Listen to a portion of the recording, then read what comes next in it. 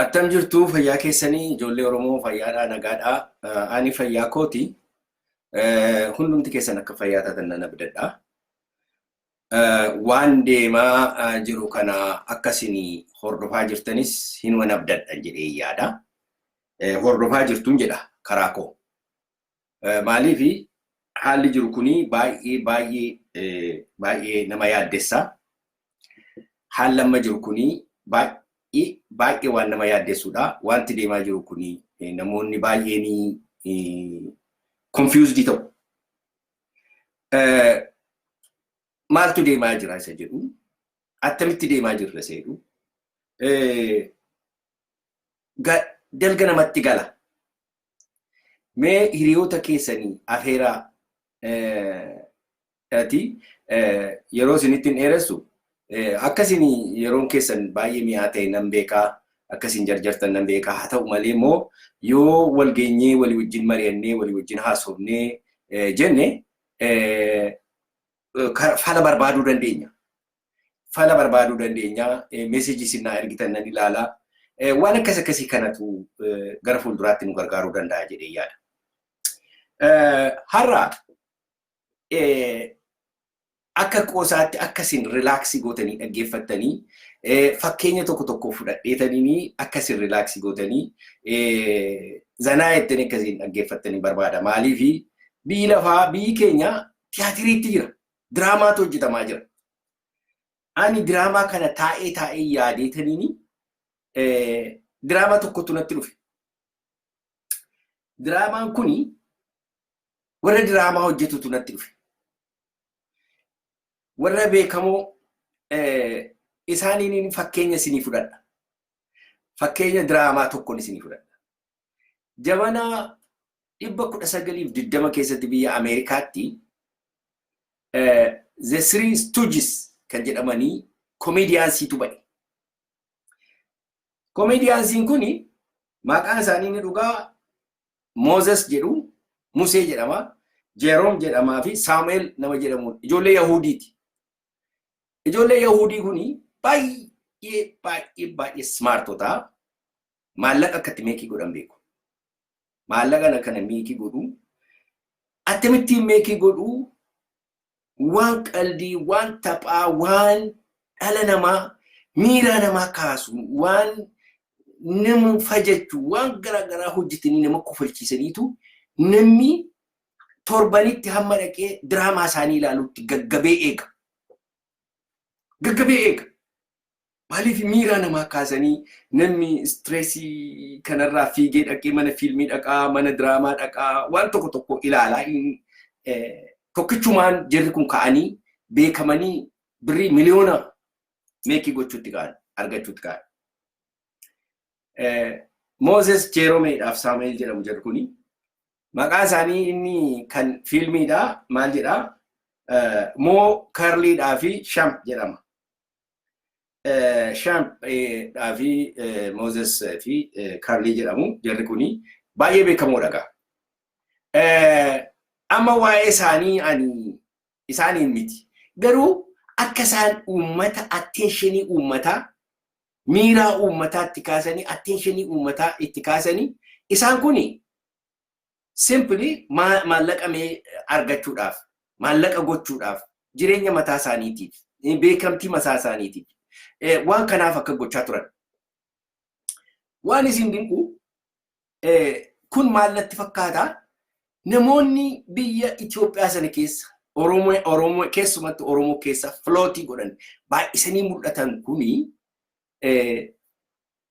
baay'ee isaanii keessumatti maqaa yoonnee Jawaari, Abiyyii fi Lammaadha. Jara kana Three Stooges jedheeta warra diraamaa hojjetu jedhetanii mataa koo keessatti kaa'e. Wanti isaan hojjetanii diraamaa uummata Oromoo irratti diraamaa hojjetu. Fagoo dhaquu hin barbaadu. Fagootti isin geessuu hin barbaadu. Diraamaa dhiyoo kanarraa ka'eetanii waan ta'e tokko isinii himuu barbaada. Diraamaa waliin gadda ka'eerra. Maaliif xiqqoo yeroo waa tokko seecaanee yeroo waa tokko analaayizii goonu lafarraa kaanu qabaachuu qabna. Gara booddeetti mil'anneetu deemna gara fuulduraatti. Dhalumatti walakkaadhaan jalqabdu. Egaa amma audiensiin asirra jirtan kun akkasiin akka nama fiilmii keessa taa'ee diraamaa ilaaluutti akkasiin ilaaltanii barbaada. Hundi keessan egaa amma akkami jirtan kanatti mana muuvii tokko keessa jirtu, addaraasha keessa jirtu, addaraasha kana keessa teessaniitu diraamaa ilaaluudhaaf qophooftaniitu. Mee achi keessa muudii sana keessa hoggashaa isinitti agarsiisa. Yeroo teessanii hundi keessan teessanii inni kaan ishee boqqolloo ishee findishaa kana qabatee maal qabatee inni kaan biiraa isaa inni kaan kookaasaa qabatee taa'ee jedhee jedhu diraamaan kun hin banama. Diraamaan kun iskiriinii isa guddaa maggarajaa isa biyya keenya godhanii banu. Iskiriinii isa duraan isinitti himu. Ishee madeen gadda jalqabdeerra. Inni duraa Jawaartu na ajjeesuuf jedhu. Na ajjeesuuf jedhu diraamaa isa jalqabaati. Na ajjeesuuf jedhu yeroo jedhu midnightii booda halkan walakkaa booda Finfinnee keessatti na ajjeesuuf jedhu jedhee Facebook irratti gadhiise. Mee ilaalaa. Facebook irratti yeroo gadhiisu ani kun dhugaadhaa sobaa jechuu miti. Garuu diraamaan wasa akkasiin ilaaltan. Facebook irratti yeroo gadhiisu halkan namni hammi sun Facebookii dubbisee midnightii booddee mind you biyya ibsaan hin jirretti, biyya communication hin jirretti, biyya humti tokko hin jirretti halkan biyyi waaqiif lafti rafetti namni hammi suni Facebookii ka'ee argeetu 200 namni tokkichumaan jedheetu achitti wal ga'a.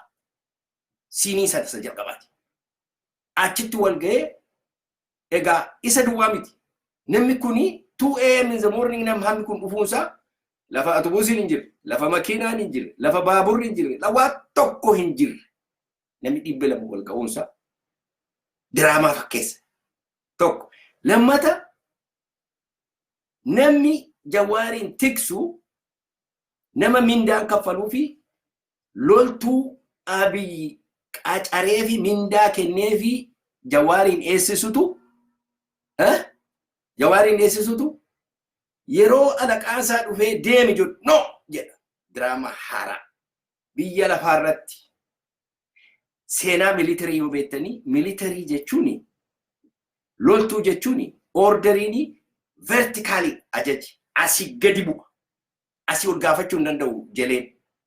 Jelee tokkotti yoo dhuftee mana militarii keessatti salaamtaa laattaaf hin laattaaf kan. Taa'e yoon isin jedheen teessa. Kan yoon gangalatte dhoqqee keessa yoo ta'e ajaja kun. Ajaja gubbaadha asii gadi bu'u. Asii ol hin deemu. Tiyaatirii kan biraa gara. Loltuun achi jiru lakki ani dhiisee hin deemu jedhe. Waan jedhamee hin beekne waan hin fakkaanne. Seenaa loltuu seenaa alaqaan loltuu ajaju tokko irratti wanta akkasii dhalate hin beeku. Kunis diraamaa. Diraamaa kana laalaa gaamu. Achuma ta'aa namni 200 within half an hour hammi kun achitti wal ga'uusaa loltuun diduusaa isa booddee immoo ganama immoo waan isin dinquu warri gaaddisa jedhaman jaarsolii gaaddisa hoogganaa maarree jedhanii maqaatti kennan tokko wal guuree dirrisee dhaquunsaa. Mee kana laalaa ilmaan Oromoo.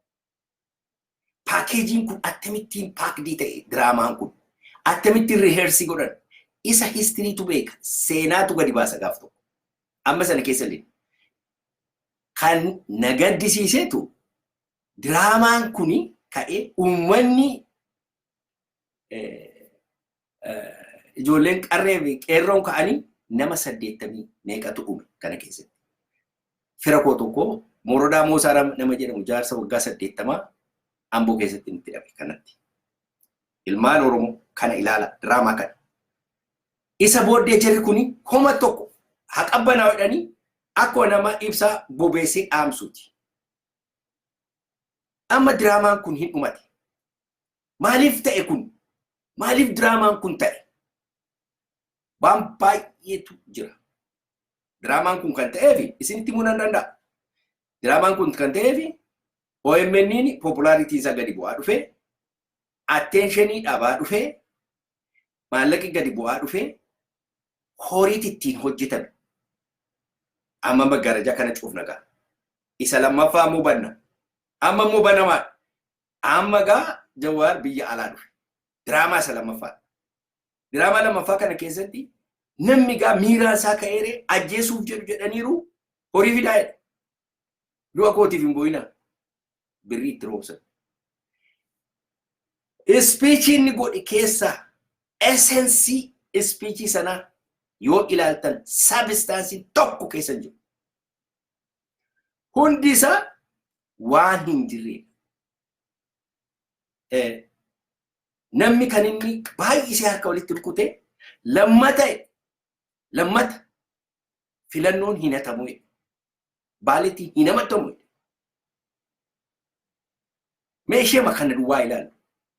Biyya Ameerikaa keessatti, biyya Awurooppaa biyya akkasittiin civilized ta'e keessatti mootummaan Ameerikaa gaaraantiin kennu baaletiin hin hatamu hin jiru. Garuu fiilmiidha kan tiyaatiriidha maal qaba. Mallaqa kana hundumaa bu'ee asiif achi deemanii amaarri kaatee iyyitee maaloo ka barchaachaa woo jedhanii awwaarri kun ka'uun itti dhufe. Wanti barbaadame taargetiin sun rukutame. Maallaqi argame populaaritiin ka'ee deebi'ee ka'ee biyyatti galame hin cufame. Kaarteniin sun cufame. Kaartenii isa lammaffaa sadaffaatu baname. Diraamaa sadaffaa. Amma immoo lammaan inni jira wajjin taa'ee farramee maal jedhee EPP yeroo uumamu wajjin ture ani numayyuu Abiyyi wajjin waloleera kunoo ani homaa keessa jiru hin jaallanne hin deeggarre maarreedha jedhee gadi bahee haasawutti ga'e. Abiyyisi akka lammaan didee godhee hodeesse amma gaa Oromoon ammas harka isaa walitti tumee hin iyyee diraamaa isa sadaffaadhaan godha. Oromoon kanuma egaa diraamaan kuni intentionii isaa maali? Oromoo duwwaadhaaf qophaa'a. Afaan Oromootiin hojjetamu, afaan Amaaraatiin hojjetamu. Maaliif dubbiin ishee diraamaa waan taateef Oromoon immoo gowwaa waan ta'eef diraamaan kun Oromoodhaaf hojjetama. Achirratti gaa hooyi waan nama gaddisiisu. Sobaniitu wajjin fixanii gadi ba'anii kanan beennu sanan beennu kanan goone sanan goone kanan goone lammaanii keessumatti waan lammaan diraamaa sanarratti haasa'e nuyi dhiiga Oromoo harka keenya keessa jira dhiiga dhangalaasaa jedhe waggaa tokkoof walakkaa caalaa dhangalaase dhiiga Oromoo. Wallagga keessatti kan dhangala'aa jiru Oromoo miti. Gujii keessatti kan dhangala'aa jiru Oromoo miti. Walloo keessatti Diredawaa keessatti kan dhangala'e Oromoo miti yoo. Yeroo Oromoo jedhanii yeroo haasa'anii warran maqaa waame kana keessaa kutanii baasanii haasa'u. Hundumti isaanii for that matter. Oromoo yeroo jedhamu bakka biraadha malee jara kana including godhu.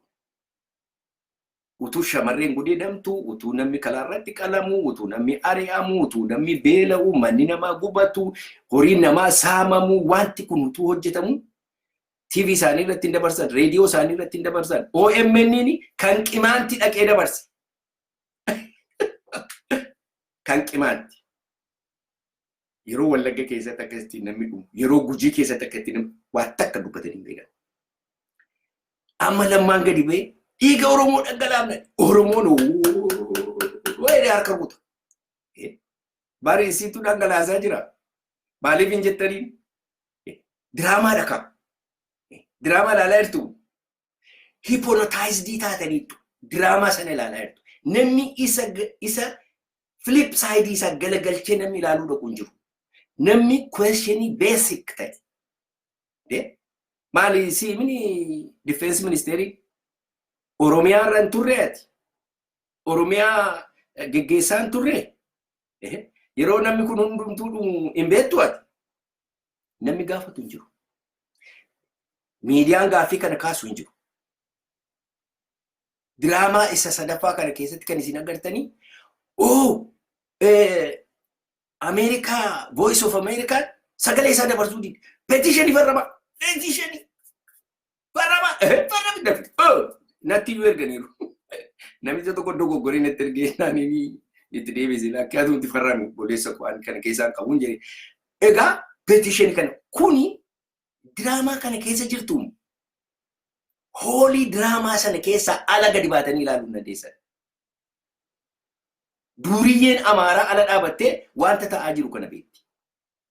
Oromoon holy sana keessa taa'ee fajajee hypnotized ta'ee akkasumatti taa'ee drama kana ilaala. Ilmaan Oromoo the three stooges drama isaanii itti fufu. Amma immoo magaalaa sana cufaa amma immoo arfaffaa banaa amma ta'a ilaala. Abiyyitu gadi ba'e immoo the another stooge. There is three stooges ila jirri kun. Inni immoo gadi ba'e maal jedhe? Ani interview kennu jedhe. Ani akkasin godhu jedhe. Ani akkasin godhu Ingiliffa waan hin beekne achi naqu asin naqu jedhe. Waa'ee Nobel Peace Prize isarratti immoo Oromoon hooyi kanatti ta'e sanatti kanatti ta'e. Isa gidduudhaan immoo waa keessa darbatu akka miiraan Oromoo achi hyperii kan ta'ee jiraatutti pilaaniin jalqabame master pilaaniin itti fufe master pilaaniin duruu jira Oromoon ari'atamaa jira ammayyuu. Waan nama gaddisiisu tiyaatirii kan biraa. Amma gaa tiyaatirii kana keessa osoo jirtaniitu amma inni taanumaan geessiin isinii godha ofuma ta'uu danda'a dhiisuu danda'a. Tiyaatiriin siiniin inni taanumoo maal ta'a? Amma immoo warra eenyu dhufa? Warra hooggana dhufa. Hooggana gaaddisa maarree jinnii warra jedhanii warra ani maqaa isaanii technical committee number 2 jedheen. Isaan waan dhaabbataniif qabu. Dhaggeeffadhaa. Jarra kanatu immoo dhufee amma immoo inni kun kana wajjin farrama inni kun kana wajjin farrama ani Taaddaseen Baqqalee wajjin Baqqalaan Abarraan Goobanaa wajjin Abaluun Baraa wajjin wal farrama wal jili ta'anii sitti farramuu asitti farramuu asi wali wajjin farramuu wali gargar farramuu waanuma akkasii kana diraamaa akkasiiti inni ta'a. Isa booddee immoo maaltu dhufa? Lammaatu dhufe kunoo araaramneerra waaqaa jennee dhiibneerra abbaan gadaa dhufe abbaan abaluu dhufe sorta dhufe saraxaan dhufe walitti namni amma walitti deemini saba keenyaaf hojjenne jechuudha. Isa booddee jawween immoo tiyaatirii kan biraa fudhatee magaalaa sun banamee wacufa Oromoon achuma taa'ee fajajee ilaala. Yeroo kana gama kan biraatti sin geessa amma kana booddee mee yaa fixanii togaam yaa makatini sana keessa waan sana keessa gadi yaa tiyaatirii sana keessa gadi yaa yeroo sin gadi yaatani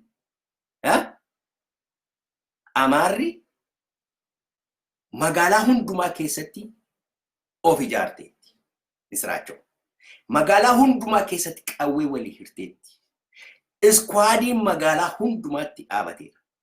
Experti warra iskwaadii nama ajjeesaa ture ehaapaa durii warra biraanuu fa'itu qophaayisaa jira. Yeroo isin gadi yaatanii mooraa Minilik keessaa daaquunii fi daftaraan xunqolaa ishee hundumaa qopheessattee fixattee beetekiristaanii ishee keessatti eessatti nama ishee hirtee filannoo isa jettu kana hundumaatti amittiin akka hatan akka saaman diraamaa isaa kana hundumaa qopheessanii fixanii yeroo gadi baatanii ilaaltanii asiif achi ilaaltanii diraamaa inni dhuma Amaarri gubbee keessa yaabbattee yeroo isheen miila koo dhungadhaasin jettutti wayyoo yaa haadha koo nan badee diraamaan ilaalaa ture soba wayyoo jechuudhaaf deemtu. Inni dhumaagaa dhiiga dhangala'uu Oromoo diraamaan kun hundumtuu soba ta'uusaa gowwoomfamuu keessan achi barbaarii sirii istuujisiin kun akkasittiin Oromoo hunkurtee ilmaan Habashaa jala gashitee yeroo Oromoon gattaa'ee boo'u sana tu'u. Isatu dhufa. Kanaaf egaa amma waa'ee diraamaan inni taanu waa'ee filannoo godhanii haasa'u. Diraamaa inni filannoo kuni ilmaan Habashaa, ilmaan Tigree, ilmaan Oromoo warra kan biraa wajjinis walitti dhufudha. Filannoo kuni ilaa waa tokko ni isinitti ilmaan Oromoo. filannoon inni ala dhufu kuni an akka nama nutti filannoon hin ta'u. Inuma hin jiraanne hinuma dabarsu. Isa taanu sinuma dabarsu. Isa taanu sinuma dabarsu. Baruma baraan dabarsu. Hamma dhaqanii ofii isaaniitiin nugusa qopheeffatanii yookiin pirezidaantii qopheeffatanii ofii isaaniitiin shuummatanii hinuma dabarsu. Tokko.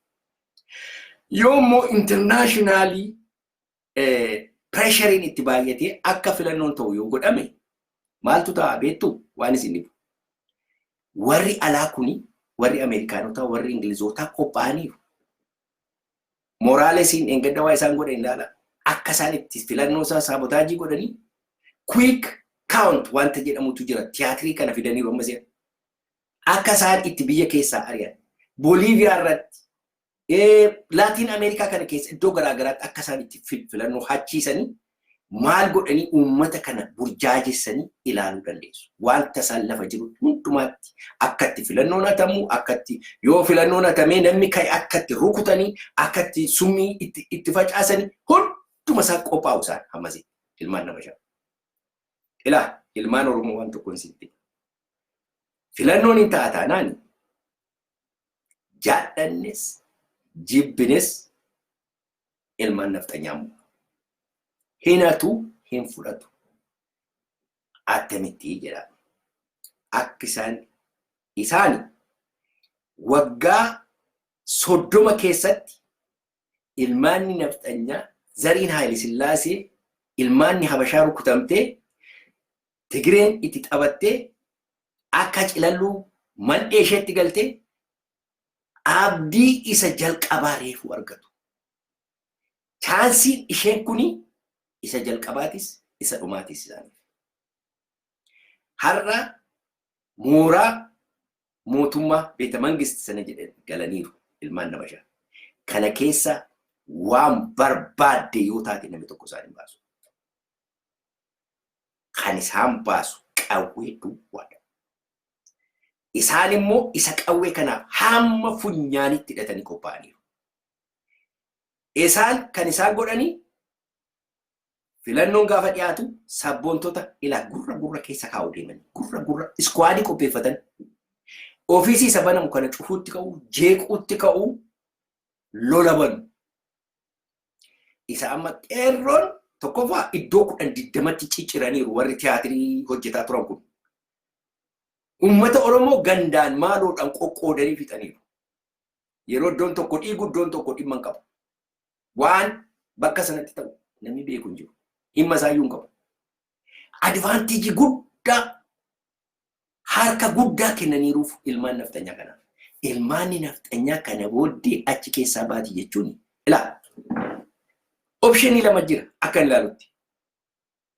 Optionii inni tokko ilmaanni naftanyaa achi keessaa ba'aniiru jechuun ilmaanni naftanyaa lammataa lafaan kaatu jechuudha. Dhiiga baay'een dhangala'ee rukutamanii ba'aniiru jechuudha. Irratti hin qophoofne jechuudha. Hin ijjeeramne jechuudha. Yoo optionii inni jiru isa kana jechuudha. Optionii inni mul'atu inni ta'uu danda'u garuu jarri kuni qoosaatti mooraa mootummaa sana gadhiisanii deemu jechuudha. Abiyyi waaqayyooti isaanii buuse. Waaqa isa gubbanaati isaanii buuse. Kana gadhiisu jechuun namni kana yaade nama gowwaa nama siyaasaa hin beekne nama jabana dargii fi haphaan guyyaa saafaa kalee karaa irratti Finfinnee keessatti matireesiidhaan walaka'aa turan sana nama hin turre nama hin beekne jechuudha. Har'a jirri lamaan kun haaphaan dargii xonqaawota jarri kuni warri dur wal lolaa ture hundumtuu tokko ta'anii warra. Eenyuun loluuf? Oromoo loluuf. Eenyuun loluuf? Naashinaalistoota loluudhaaf. Kanaaf ilmaan Oromoo hin gowwoomin hin jedha. Amma har'a kana teenyee yeroo laallu Oromooni bakka meeqa jira beektu? Ani ofii kooti bakka 8 tokko hawwii group hin jedhu. Hawwii group kan jedhamu jira hawwii. Qudoo hawwii. Filannoon taataanaan filannoon dhufee jennaan filannoon ta'ee jennaan, filannoo filamnee jennaan, mana paarlaamaa jennee jennaan, maaloo jennee jennaan, kana jennee jennaan. Hawwii giruuppiitu jira. Kan filannoo eegaa jiru akkasitti. Warri kuni riyaalitii haqa qabatamaa biyya sanaa nama xiinxaluu hin dandeenyetu kana yaada. Akka namas hin jedhe ilmaan naftanyaa tasa jaalalaan gadhiiftee hin deemtu. Hawwii giruuppiin kana hawwa. Kanaan uummata afaan bansiisaa jira. Hawwii giruuppi. Warri kan biraan immoo maalan jedheen isaanii immoo warra already harka kennu capitulators jedha. Giruuppii totaalii harka kennu. Giruuppiin inni harka kennu kuni warra poolitikaa keessa turanii kaasanii warra ala kana awdaladalaa turan kaasanii biyya sana keessatti Haile Sillaaseen har'a reeffisaa yoo ka'e Abiy Borganama Zawudii mataarra yoo kaate warra dhaqee miila dhungachuuf qophaa'etu jira Oromoon. Warra achi keessa taa'ee inti Oromoon kun maal ta'e fayyaan qabu Abiy maal isaan godhe warra jedhamtu jira. Capitulators in jedhan. Completely warra harka kennu. Warra Izemaatti galee, warra OPDOtti galee, warra EPPtti galee haadha ishee qullaa isaanii dhaabbatan integrity isaanii gadanii boon maroo isaanii keessa Oromummaan cuunfamee badee qola qullaa isaanii warra deeman warra soolii isaanii keessa ba'e warra eenyummaa isaanii gate. Isaan kuni namni qullaa dhaabatu waan fedhe yoo ittiin jette gatiin qabu. Warra akkasii kun warra soolii isaanii keessaa mulqame keessaa bade warra akkasiitu jira. Warra akkasii kuni Abiy sobanii magadi baanii haasa'u maleessa Abiy jedhe abbaan barbaade ilma Haile Sillaasee har'a achi keessa kan jiru hiriyaa keenya tokko jira akaakayyoo Haile Sillaasee baadee kan jennuun warra jimaneedhaa ture. Baadeen naqee nugusa ani har'aa kaasee yoo jedhe warra miila dhungachuudhaaf qophaa'etu jira. No matter what. Himan qaban. Giruuppii kan biraan immoo sadaffaa giruuppiin sadaffaa eenyutu jira? Giruuppii wabootu jira. Kan waboo eeggatu. Kan takka abdiin kutatin. Bilisummaa Oromoo irraa abdiin kutatin. Kani nabaasa kan jedhu. Oromoodhaaf hin ta'a kan jedhee waboo duwwaadha, waraana duwwaadha, qawwee duwwaadha kan nu baasu. Waan kan biraa wanti nu baasu tokko addunyaa kanarra hin jiru. Giruuppiin jedhee abdii Oromoo fuulduraa, hawwii Oromoo fuulduraa kun hundumtuu kan inni itti solutionii argatu. Waboo kan eeggatu, marroo gollicha ingeef sanyii kan eeggatutu jira. Isaan kan Oromoon cumaa isaanii keessa Oromummaan kan dagaage, kan dhiiga isaanii keessa Oromummaan seene, kan ofii hin salphisin, kan miila habashaa hin arraabin, kan hin kadhatin, kan hin hawwin, kan reebame, kan salphate, kan ulfina isaa gonfachuudhaaf, ulfina saba isaatii deebisee gonfachuudhaaf, saba isaatti ulfina uwwisuudhaaf kan qophaa'e lubbuu isaa kenne qeerroof qarree lagatti gale, qawwee qabatee lagatti gale, isa warra immoo isaaniin deggeraa jiru. Ala kana biyya keessa isaan uummata warra gammaduu irra jiru. Seenaan kan isaan yaadatu bara baraan. Har'a warri waboo gargaaru, warri dhugaadhaan haqi biyya sanaa galee fi ilmaanni nafxanyaa akka qawwee malee hin deemne warri galeef ulfina guddaa qabu, kabajaa guddaa qabu. Ilmaan Oromoo, qulqulluun Oromoo eenyummaan isaa kan hin ganne, self-respect isaa kan hin ganne, integrity isaa kan hin caccabin, eenyummaa isaa kan hin gadin, kan ofii hin salphisin, kan miila habashaa hin qaban. Warri akkasii bara baraan seenaan isaanii jiraataa ta'a. Lolli kun immoo jaallannis jibbines hinuma itti fufa yaalmaan Oromoo. Hin dhaabatu. Oromiyaan immoo hinuma bilisoomu. Jaallannis jibbinis hin bilisoomu Oromiyaan. Maaliif beektu? Habashaatu yoo gubbee keenyarra nu taa'an malee nu wajjin jiraatan. Habashaan nu tuffatu. Namatti nu lakkaa'an. Kanaan dura isinitti meera. Mana hidhaa keessatti jaarsolii manzee lamatu haasa'an isiniin jedhe. Jaarsi inni tokko waa'ee obboleessa isaa tokko isa duriyyee ture baadiyyaatti galee lafa gaallaa fudhatee akkamittiin akka soorome odeessa. Gaallaa mareetu as doo jedhee isa sanatti hima. Attam ta'ee yeroo inni jedhu gaallonni yeroo tokko ka'anii rakkisanii tokko keessaa ajjeesee jennaan hundi ishee likkiitti galtee jedha. Jennaan ahaa jedhe. Isaan immoo dhufanii isiniin ajjeefneen gaallaan rakkina hin qabu. Marga kaasuu tokkoo fi makiinaa siinjerii tokko itti laattee naan gaallaan hin qabu. Hin araaramaa. Araara jaallatan. Jaarsolii guuriiti marga kaasuu tokko guuriiti ganama dhaqi mana isaa hin dhumatee warra akkasitti nu yaadutu jira. Har'a garuu gowwaadha warri sun. Ijoollee qaroo jira. Dargaggoo qarreedhaa fi qeerroo abidda arraabdee jira.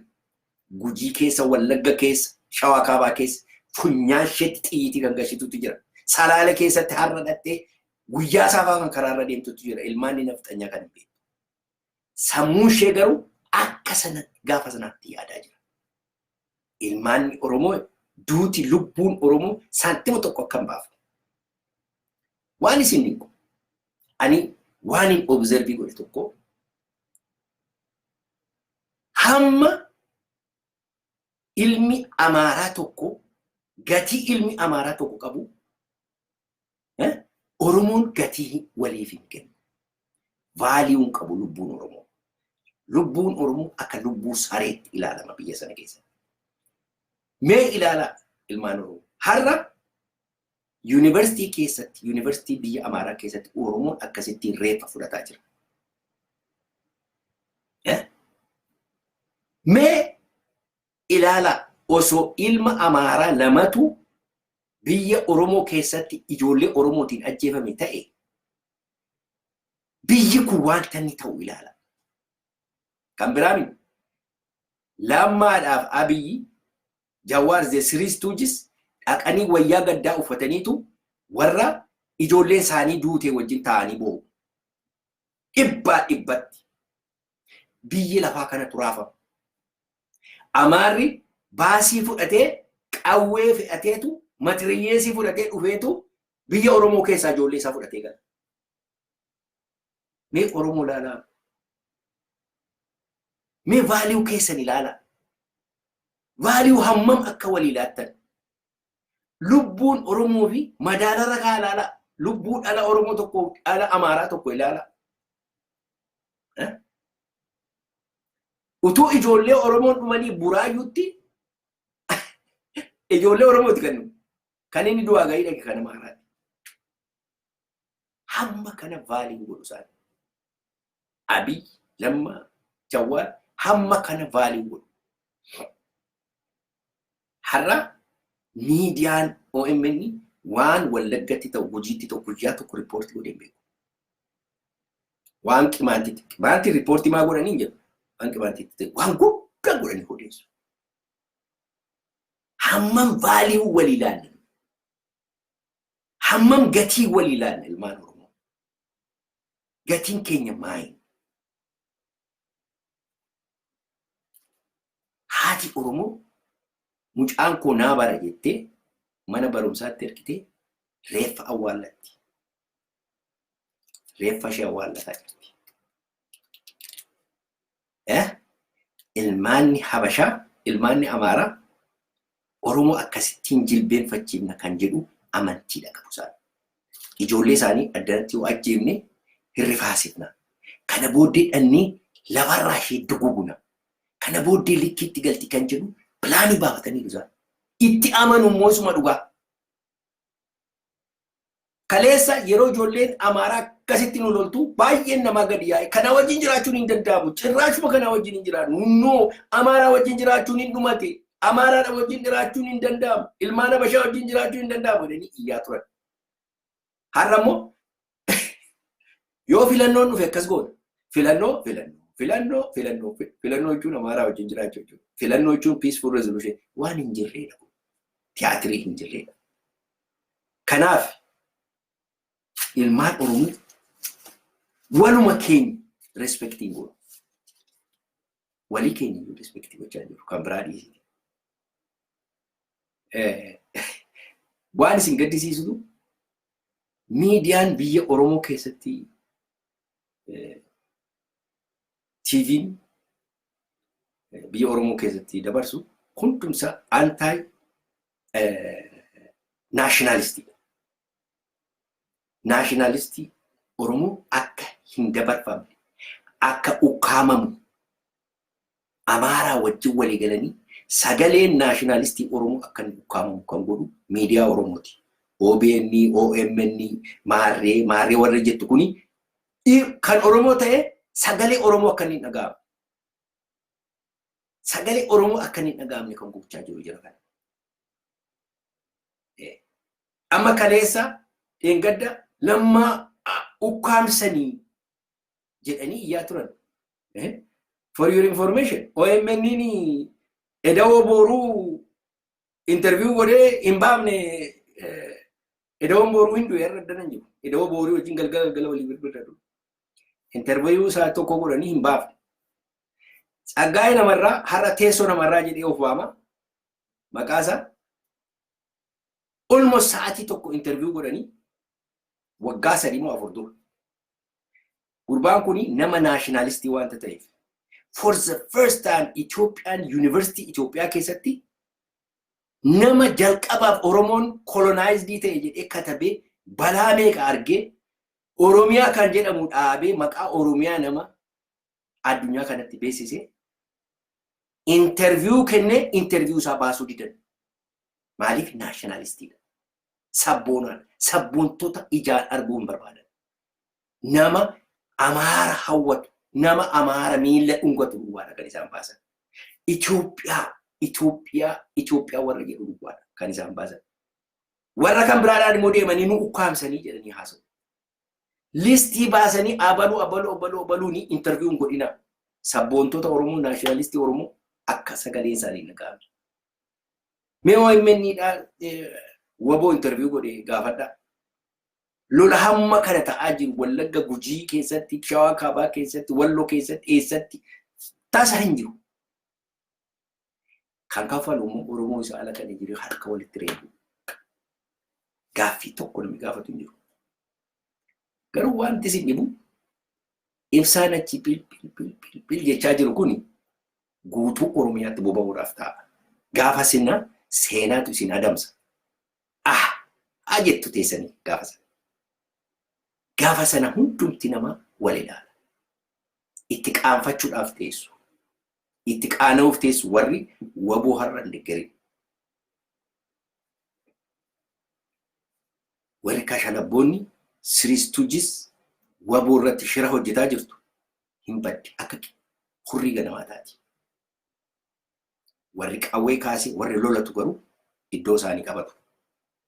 Kun seenaatu pruufi godheera. Seenaatu hojjete kana. Hinaaf waan hin namni dhabu. Hinuma dhufa, hinuma ta'a. Kanaaf uummanni Oromoo optionii inni qabu tokkittiidha.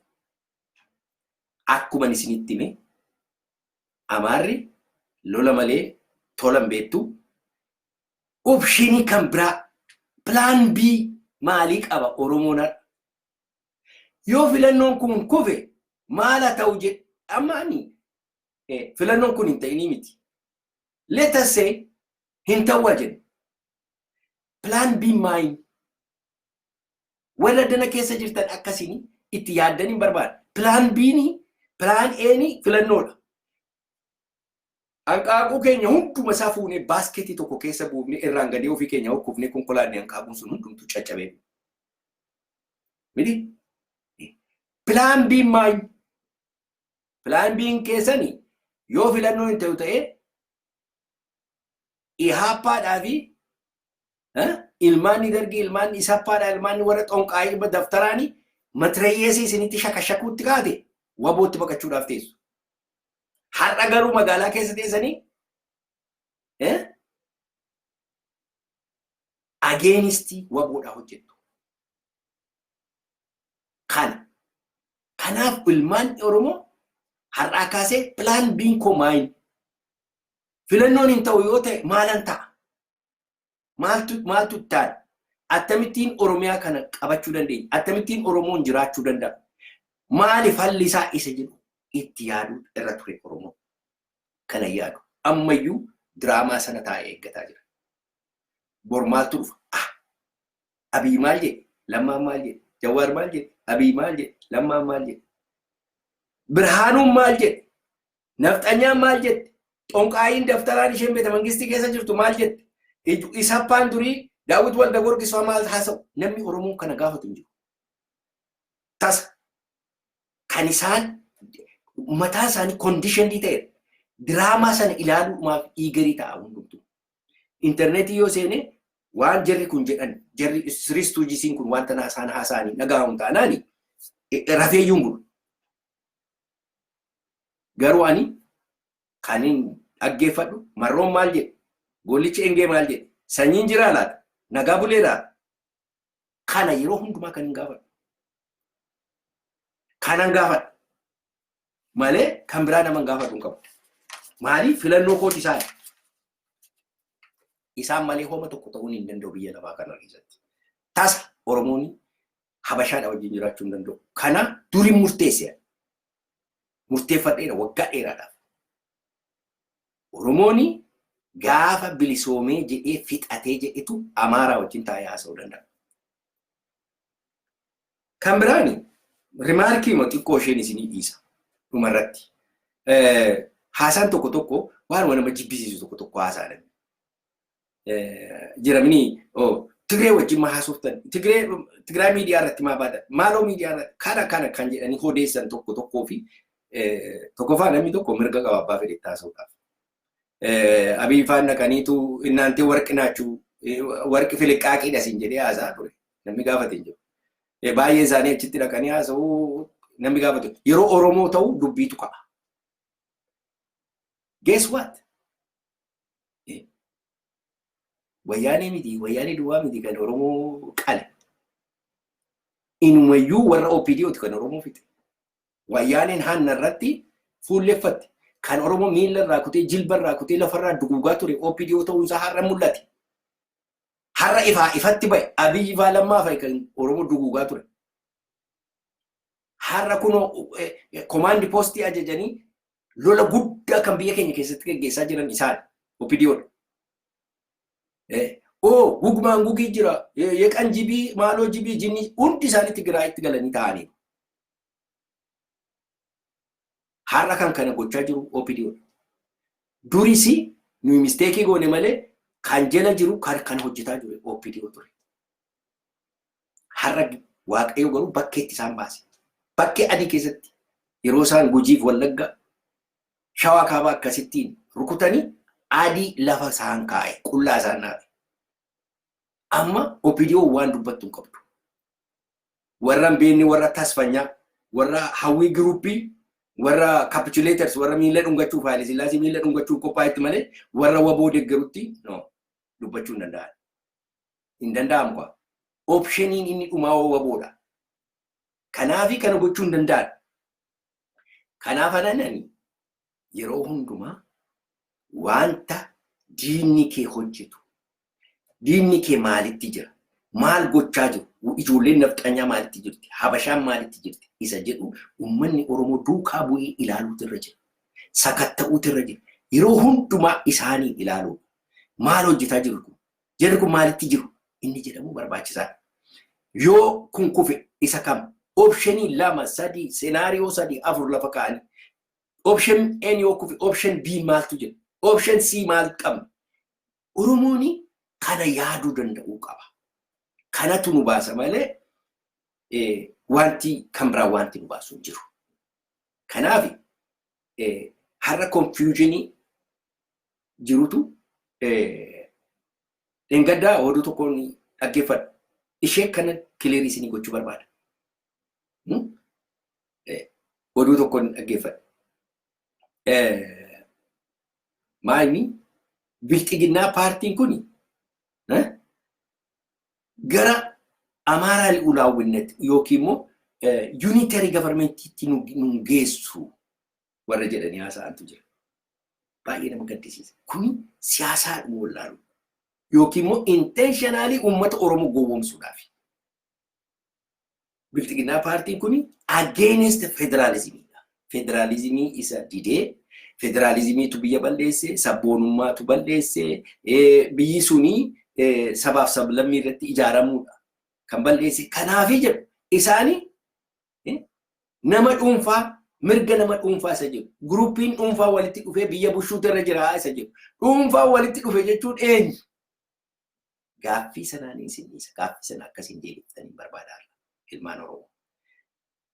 Kanagaa wanti deemaa jiru amma tiyaatirii kan diraamaa kana ilaalaa jirra.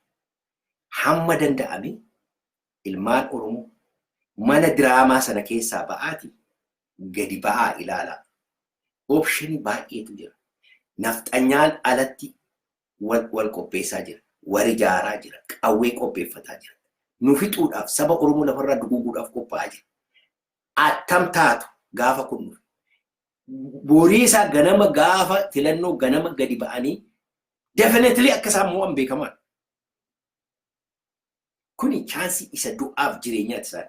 Hamma danda'an daddabarsanii qophaa'anii qawwee isaanii qopheeffatanii okay filannootti seemnaa jedhu kana booddee qawwee qabanii hunduma ishee fudhatu. Anta kutaataan hin jiru. Inni kun gaaffii dhumuu qabu. Kan fudhatu immoo Biraanuu Naggaa fa'i. Dur wayyaanee ture amma Biraanuu Naggaa fa'i fudhata. Kun gaaffii tokko hin qabu.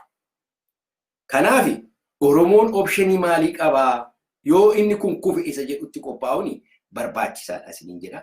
Jabaadhaa Waaqoo isinii wajjin haa ta'u.